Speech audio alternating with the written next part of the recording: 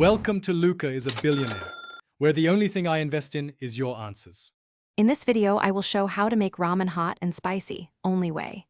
Combine sturdy broth, toasted chili paste, and umami boosters right away, simmer gently, and taste as you go to adjust heat levels.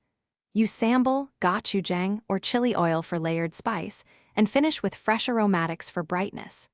This method keeps noodles firm and flavors bold for a restaurant-style bowl you can enjoy at home.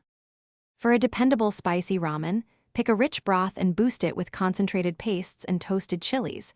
Cook aromatics first to unlock their oils. Stir in soy, miso, or fish sauce for depth, and add chili oil at the end for glossy heat.